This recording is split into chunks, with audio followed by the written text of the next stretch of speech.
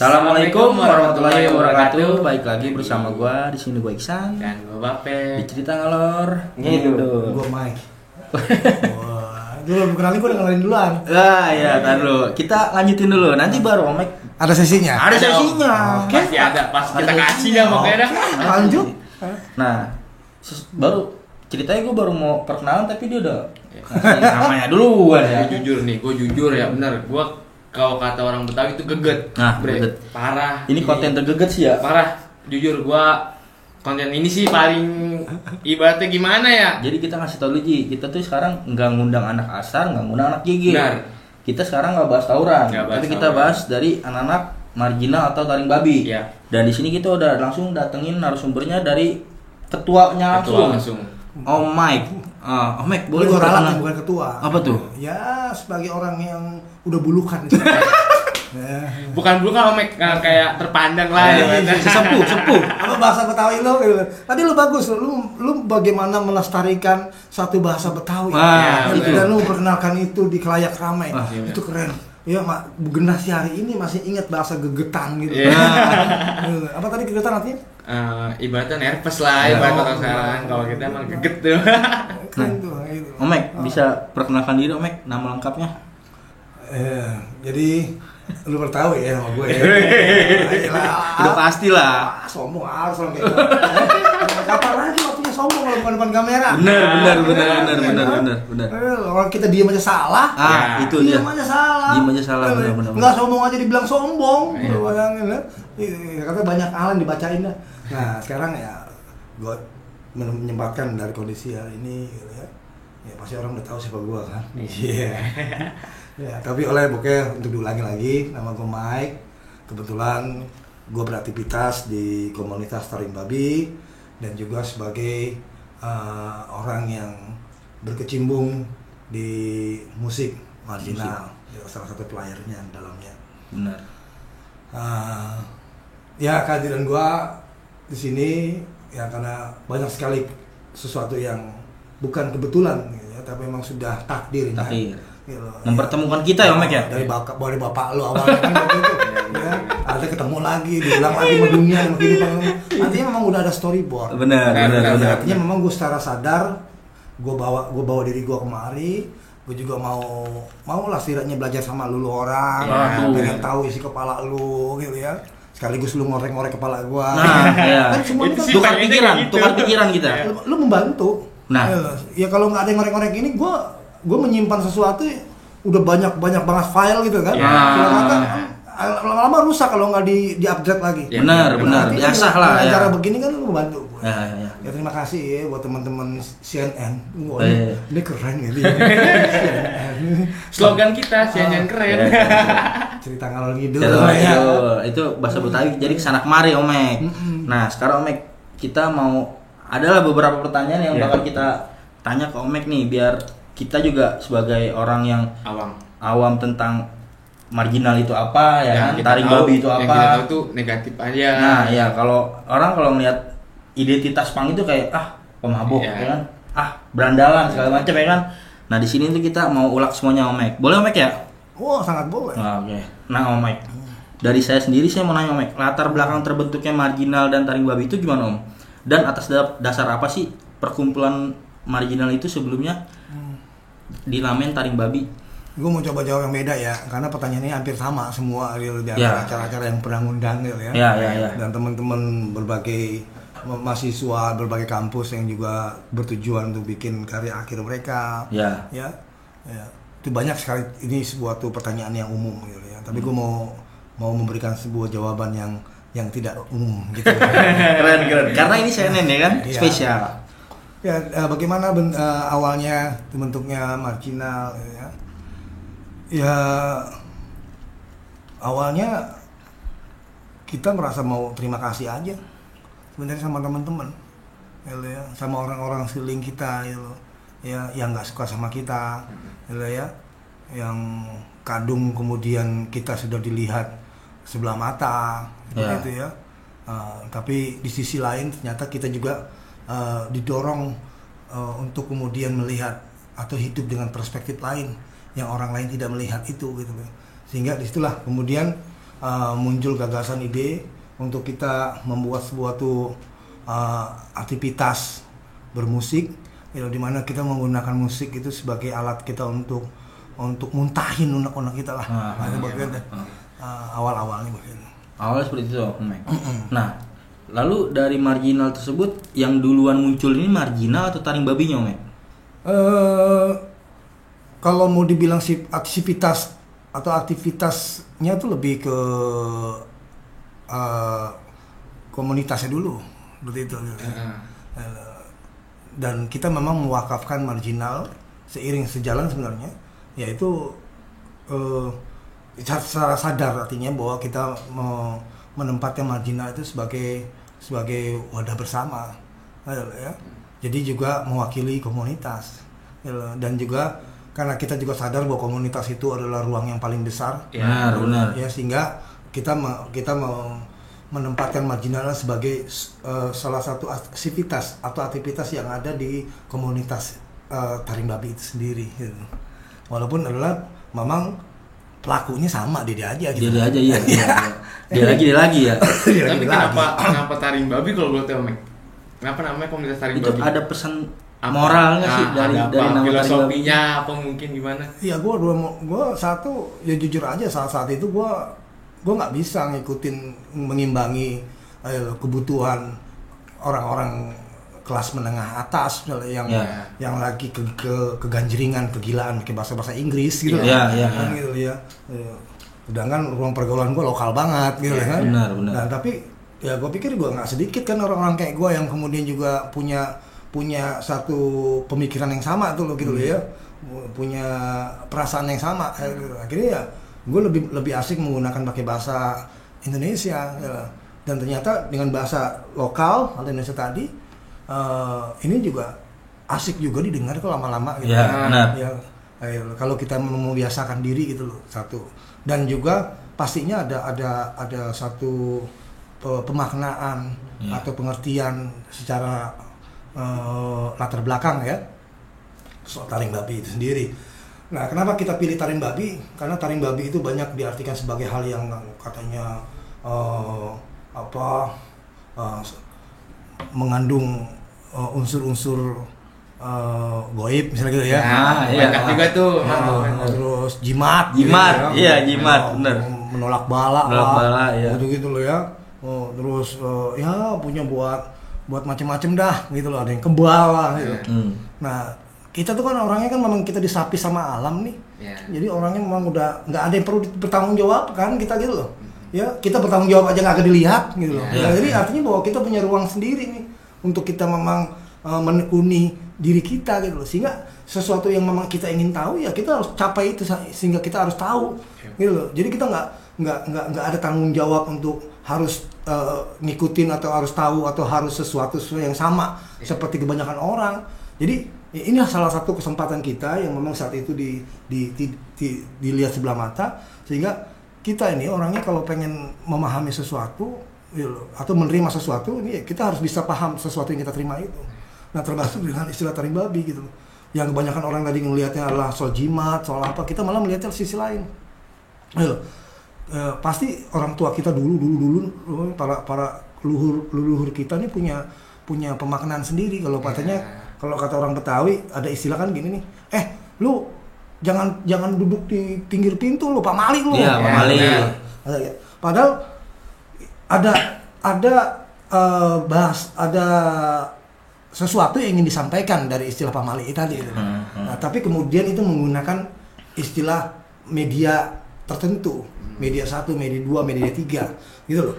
Seperti itu gitu ya. Sehingga ini juga menandakan akhirnya tanpa disadari bahwa ini menandakan bahwa ternyata para orang tua kita dulu, orang-orang dulu yang dibilang katanya baca tulis, yang katanya sekolahnya di bawah pohon bambu, bilang katanya justru keilmuannya tinggi sekali.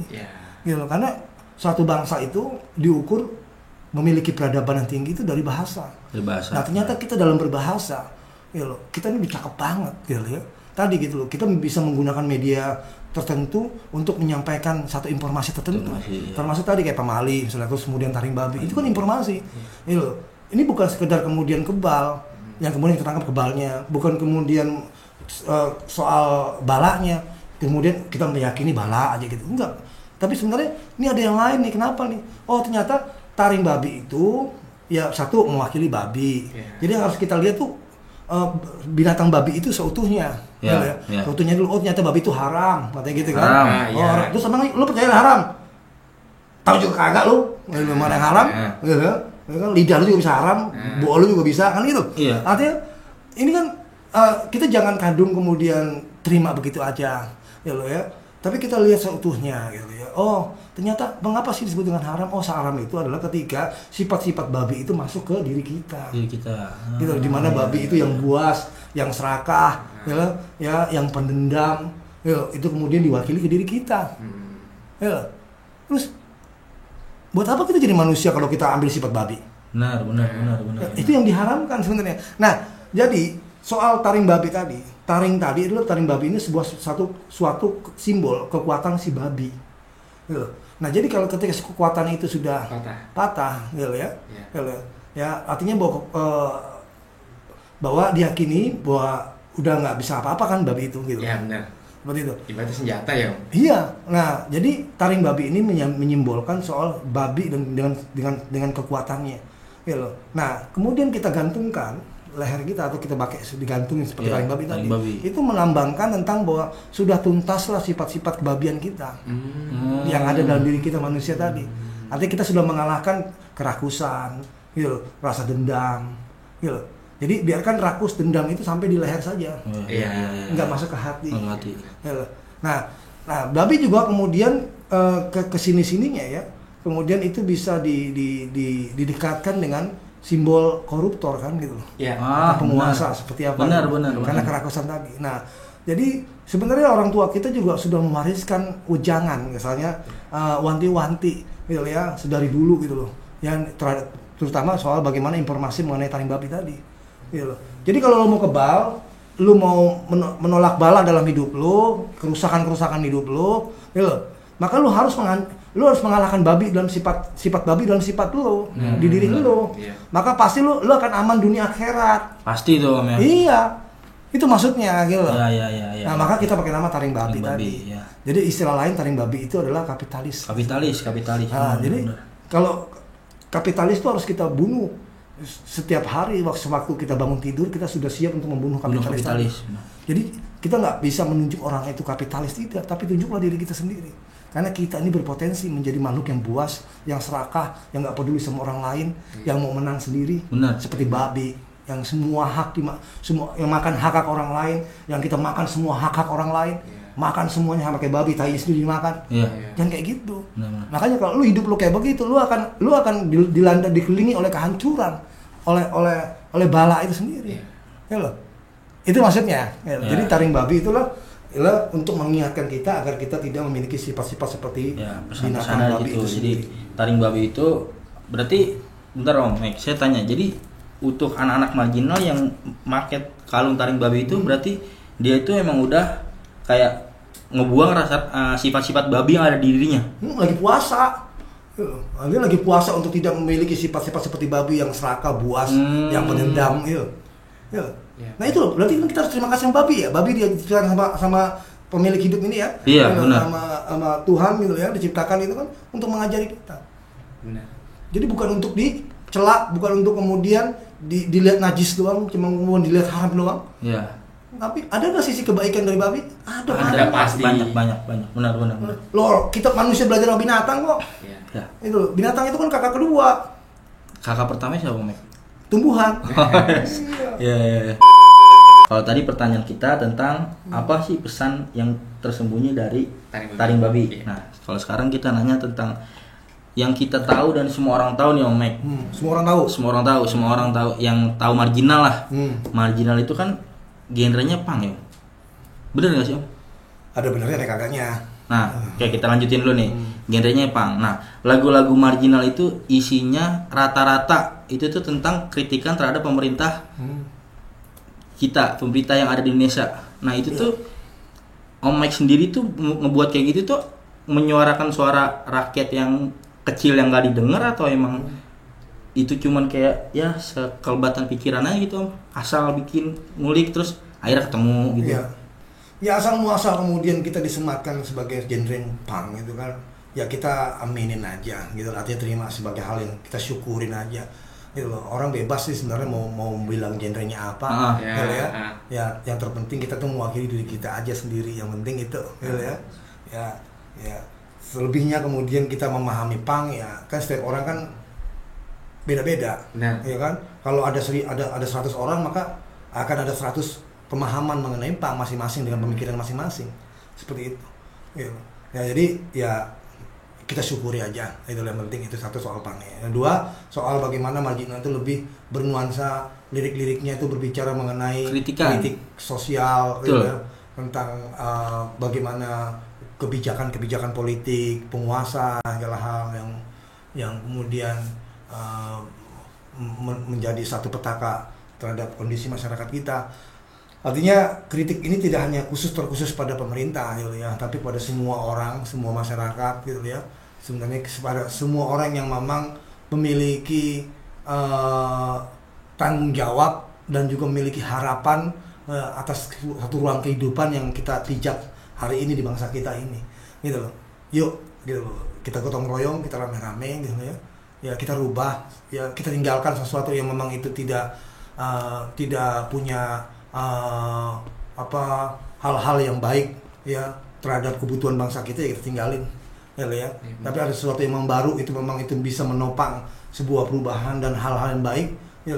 Yuk kita gunakan itu gitu ya, seharusnya seperti itu gitu ya. Jangan kemudian kita hanya pasif, hanya diam menerima dan kemudian nunggu kebenaran turun dari langit. Nggak mungkin. Karena kebenaran udah turun sebelumnya. Udah dikasih kebenaran itu punya Allah, kan Allah sudah menurunkan semua. Ya, jadi apalagi yang lu tunggu? Jemput buat itu, benar. Ini loh, sama papa, papi, ayah, mbak, mau kemana? Mau keluar? Ngapain keluar? Mau nyari rezeki, palu pitak ada korengnya. Rezeki lu cari. Kalah lu sama sekarang transportasi online. Iya, dia ngejemput. Dijemput di mana, Pak? Iya. Ketahuan gue dijemput. Ya. Lah ini mau lu cari dah gua di mana? Lu mau cari kemana? Berarti rezeki itu dijemput yang bener, Om? Wah, kenal rezeki, jodoh ya, takdir itu ya. Harus percaya dengan qada dan qadar. Iya, benar. Katanya bertuhan lu kalah sama gue yang bertato. Gue disapi sama alam, langsung sama dia, penciptanya langsung, dosennya. Macam-macam orang jalanan lo. Lu pikir siapa? Lo ngaku orang rumahan, ngaku orang baik. Baik lu di mana? Relatif orang baik. Jangan-jangan baik lu belum tentu baik buat orang lain, bahkan hancur buat orang lain. Bener. Apa yang kita anggap bener belum tentu bener dianggap orang lain. Nggak boleh berlebihan. Nggak boleh, santai aja men. Relax gitu. Jangan cepet tegang, banyak-banyak piknik, banyak-banyak keluar, banyak-banyak jalan. Ya bertebaran lu, banyak kenal orang. Ini baru ngelihat tampang tato aja dibilang kriminal. Dibilang anak sekolah pakai baju dikeluarin aja dibilang nakal. Yang deket nakal itu dekat dengan kriminal. Lu mau kayak gile lu gitu, Nah itu kehancuran bangsa ini bahkan dunia ini bukan karena persoalan banyak orang nakal. Bukan karena persoalan gunung meletus, bukan karena persoalan tsunami di mana-mana. Bukan, tapi karena orang udah jadi munafik semua. Mereka sudah menyangkal dirinya sebagai orang atau sebagai manusia. Sebagian udah menjadi Tuhan, sebagian kemudian jadi binatang. Mau jadi macan, jadi monyet. Maka ada jurus macan ada kan? Ada. Jurus macan, jurus monyet, garuk-garuk, nggak tahu lo tanya. Ya kan? Ular, apa-apa tuh kan? Nyatok, beracun. Jengking. Nah, udah pada bermutasi semua. Nah itu yang kemunafikan itu. Mereka tidak mau mengakui diri sebagai manusia yang fitrahnya seperti itu. Maka gue lebih salah sama teman-teman di jalanan tuh yang memang perannya. Mereka tidak munafik, mereka apa adanya. Untuk menjalani hidupnya dengan perannya, gue lebih senang begitu. Dibanding orang-orang yang bermuka dua gitu. Ya. Itu men. Jadi sekali lagi ya, mau pikir gue ini menarik ini ya untuk lu sebagai generasi ya, teman-teman yang di era sekarang ini kemudian punya inisiasi gitu loh ya, inisiatif untuk membuat menjawab tantangan zaman yang teknologi serba saat ini. Kemudian agar kemudian silaturahmi tetap terikat dekat gitu loh. Ya. Kemudian lu menjawab tentang wajah zaman dengan lu membuat podcast atau acara seperti ini. Selain kemudian lu juga bisa ngajak teman-teman, lu bisa belajar, bisa kemudian bekerja di sini gitu loh ya. Bener. Tapi juga lu bisa memberikan satu solusi informasi kepada masyarakat umum terkait yang memang tema atau konten yang lu angkat terkait teman-teman soal geng gitu loh ya, soal tawuran, ya, soal mereka yang senang bela diri. Itu kan kalau diarahin kan keren banget loh. Keren. Kalau diarahin yang suka berantem, diarahin kering tinju, keren. Wah, itu akan mengharumkan nama bangsa. Kita mengharumkan nama bangsa. Khalid bin ini Rusia bangganya malah padahal bukan orang kita. Cuma maaf ya, cuma bicara tentang sama agama doang. Itu orang lo si Mamat, ya kan? Si Junjun, gitu loh. Dulu dia anak tawuran di SMP sekian, gitu loh. Ya di STM sekian, ternyata dia sekarang menjadi petarung, gitu loh, yang lebih solid, gitu kan? Mungkin kita nggak tahu, menjadi master yang benar semua orang luar negeri belajar sama dia, kan keren. Yang tadinya orang cuma nilai dia biang kerok ya kan? Jadi jangan cuma modal, ya. Ini ingat dan ini masyarakat yang harus diingetin nih. Kalau lu cuma bisanya, gitu ya, lu cuma bisanya nyalahin, ngatain, gitu ya, itu belum jadi orang lo. Karena orang itu dituntut, dia punya akal pikiran, dia harus memberikan solusi. Itu baru ciri-ciri orang, ciri-ciri manusia. Tapi kalau manusia itu cuma bisa nyalahin, belum orang itu. Gampang. Lu lemparin aja orang lagi pada naik motor, gak salah apa lu lemparin. Gak perlu otak lo. Benar. Manusia kan dikasih otak, pakai otak dong. Kasih berpikir ya. Makanya, gue kadang suka, karena gue juga dulu bengal ya, gitu ya. Tapi justru dalam kebengalan gue akhirnya gue menyadari, ya gue dekat banget sama alam ini, gue dekat banget sama apa yang diciptain, diberikan hidup ini gitu, yang dibuat sama sang pencipta langsung, sehingga gue banyak belajar banyak, gitu ya. Jadi jangan kita batasi, jangan kita kebiri, gitu loh. Ya, kebebasan seorang anak gitu loh. Berikan kepercayaan. Ya. Kalau bisa ngasih solusi, ngasih ucapan yang baik-baik gitu loh. Ngasih solusi, bantu. Kalau nggak bisa, diam. Jangan sok belagu. Gitu loh. Jangan sok pinter, gitu loh. Nggak jaminan tuh lu mau S1, S2, profesor lu nggak ada jaminan tuh. Ya. Gitu loh. Karena pengalaman tuh lah guru. Ya, betul. Pengalaman lu apa? Jangan cuma bisa cuap-cuap. Nakal belum? Buat apa? Nah, kalau pengalaman lawan gua lo menang lo. Kalau gua seri gua kagak mau. Iya. Seri aja gua enggak mau tuh. Iya, Balik kalah bener. Tiba-tiba gua diajarin begini harus baik, katain lu siapa? Kalau gua begitu. Udah pernah nakal belum? Udah jadi bajingan belum lo? Ini masih muda dikekep diimbu tahu muncul. Diimbu. Emang ini ya, Mek. Kayak gua diimbu. Enggak diimbu. Ya, jadi lu di sini lah lu mewakili suara generasi muda nih. Lu dampingin tuh ya teman-teman lu. Ya, bismillah aja Om Mek. Semoga ya lah. Iya, betul. Ya, harapan baik harus dibuat, harus dijaga, dirawat. Tuh, Ji, denger Ji. Iya. Ji. Ngerti enggak lu? Gimana ya? Lagi gua resapinnya tadi, Cuk. Gila ya, gue biasa nanya A, B, C, D, E nih ke narasumber nih. Nah, sumber yang jawab cuma A, B doang. Karena kita yang ngebacot mulu nih, mancing-mancing disuruh ngomong ya kan. Maksudnya biar bisa keluar gitu. Nah, ini ibarat kata gue lagi main catur nih. Gue udah skakmat, Ji. Parah. Itu tuh ibaratnya lu udah di benteng sama inian itu tuh. Udah gak bisa gerak kan? Iya, udah mati. Lu ngomongin Pak Jajang ya? Pak Jajang. Yang kemarin kalah main catur tuh. Dewa Kipas. Dewa Kipas. Ayo Om, ini Om, balik lagi ke pertanyaan kita ya. Om, musik punk ini kan udah universal lah ibaratnya ya kan. Perbedaannya punk di dalam negeri sama di luar negeri itu apa kan? Kalau boleh tahu. Lu tadi kan bilang universal. Kalau masuk ke sini, ya lo ada dua. Jadi bukan cuma universal. Apa tuh? Udah persal. Oh, udah persal. Jadi uni sama udah. Padang kan. Rendang dah tuh. Jadi gimana soalnya tadi ngomong apa? Pertanyaan lu apa? Perbedaan Ya, pang di dalam negeri sama di luar negeri itu apa sih Kan yang pang, identiknya? Pang ini kan udah universal lah, maksudnya ibaratnya Udah persal. Oh, udah Iya. universal. Masa kayak gitu aja lu kagak tahu, kagak paham bedanya apa? Beda kan bebek sama kuda. Iya. Kalau tanya bebek kakinya berapa? 4. Ah, lah.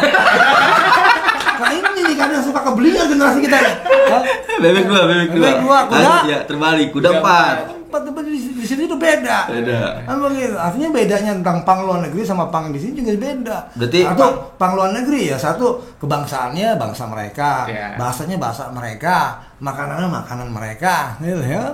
Seperti itu. Gitu. Ya artinya bahwa justru berangkat dari perbedaan itulah yang kemudian menjadi sebuah persamaan kita Iya. yang berbeda. Bhinneka Gitu. Tunggal Ika. Iya. Nah di sini dan kita sudah hatam tuh karena kita udah diajarkan oleh nenek moyang kita soal Yeah. Bhinneka Tunggal Ika. Itu yang menariknya, yang tidak dimiliki di sana, gitu ya. Ya itu juga bagian dari beda, kan gitu. Nah, ya mengulas soal pang sebenarnya tadi justru perbedaan tadi lah yang menjadi sebuah satu pertemuan persamaan kita sebagai manusia, gitu, dimanapun berada, seperti itu. Makanya di pang itu sendiri kan tidak ada batasan, artinya tidak ada satu standarisasi atau semacam tidak ada aturan yang mengharuskan dia harus terlihat menjadi pang harus terlihat begini. Ya, Gitu. identitas lah. Ada, karena rata-rata mereka memang mewakili suara mereka sebagai anak negeri mereka, Ya. sebagai individu, sebagai diri mereka mewakili diri mereka sendiri. Dan seharusnya itu terjadi di sini juga. Ya, makanya ini sedang dibuat oleh Mike dan teman-teman di Taring Babi. Gitu ya. Lagi proses, Om. Makanya kalau di sana ada PUNK, kita di sini bikin PANG pang. Pangling gua malu. Emang gitu. Pung sama pang ya. Iya. Ya kalau bahasa Indonesia, kalau PUNK kan pung. Iya. Iya. Maksudnya pang. Lu Iya. dari mana aja dimarahin sama guru bahasa Indonesia lu? Iya, benar. P apa? U N NK. K. Bahasanya pau. Pau. P U pu eng pung. Tiba-tiba P U pu eng pang. Aduh. Dari segi ejanya udah beda berarti. Iya. Nah, Om, Iya. saya ada penasaran ya Om sama satu lagu yang dibuat sama anak marginal. Itu judulnya Rumah Sakit Brengsek. Nah, itu dari anak marginal atau Om X sendiri apa punya pengalaman pahit dari pelayanan rumah sakit yang ada di Indonesia atau gimana Om? Ya tadi kalau kita kan memang jadinya dari disapi sama alam ya. Nggak ada batasan untuk itu gitu. Jadi memang segala perihal yang kita tuangkan dalam lagu kita itu juga berangkat dari pengalaman hidup kita sendiri. Ya. Jadi kita nggak mau lebih-lebihkan juga nggak mau tambah-tambah, nggak mau kita kurang-kurangi. Dan memang juga kita nggak ada yang membatasi kita loh. Ya loh. Artinya disitulah kebebasan kita untuk mau mengatakan apa yang kita mau katakan, mau kita muntahin ya kita muntahin. Ya loh. Ya, Bebas berekspresi lah ya. Iya, terbilang soal bagaimana kita nih punya satu